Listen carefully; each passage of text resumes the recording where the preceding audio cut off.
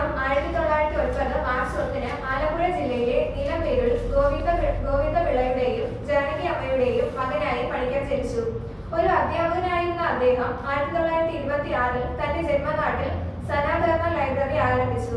അദ്ദേഹത്തിന്റെ ഔപചാരിക വിദ്യാഭ്യാസം ഉയർന്ന തലങ്ങളിൽ എത്തിയിരുന്നില്ല എങ്കിലും അദ്ദേഹത്തിന്റെ കാലഘട്ടത്തിൽ ഉന്നത വിദ്യാഭ്യാസം നേടിയ പലരെക്കാളും സമൂഹത്തിന് വളരെയധികം കാര്യങ്ങൾ ചെയ്യാൻ അദ്ദേഹത്തിന് കഴിഞ്ഞു.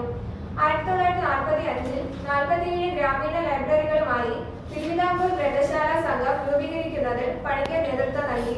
വായിക്കുക വളരുക എന്നതായിരുന്നു സംഘത്തിന്റെ മുദ്രാവാക്യം. പിന്നീട് 1956 കേരള സംസ്ഥാന രൂപീകരണത്തോടെ അത് കേരള ഗ്രന്ഥശാല സംഘമായി. വായനയുടെ സന്ദേശം പ്രചരിപ്പിച്ചുകൊണ്ട് അദ്ദേഹം കേരളത്തിലെ ഗ്രാമങ്ങളിലൂടെ സഞ്ചരിച്ചു. ഒടുവിൽ കേരള സർക്കാർ PN പണിക്കരുടെ സംഭാവനകൾ സ്വീകരിക്കാൻ ഇടപെട്ടു.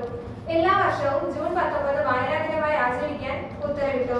PN പണിക്കർ സാക്ഷരത, വിദ്യാഭ്യാസം, ഗ്രന്ഥശാല പ്രസ്ഥാനം എന്നിവയ്ക്ക് നൽകിയ സംഭാവനകളെ ആദരിക്കുന്നതിനായി സ്കൂളുകളിലും പൊതുവിദ്യാഭ്യാസ സ്ഥാപനങ്ങളിലും ഒരാഴ്ച നീണ്ടു നിൽക്കുന്ന പരിപാടികൾ സംഘടിപ്പിക്കാൻ തീരുമാനിച്ചു. 2004 ജൂൺ 21 തപാൽ വകുപ്പ് പണിക്കരെ ആദരിച്ചു.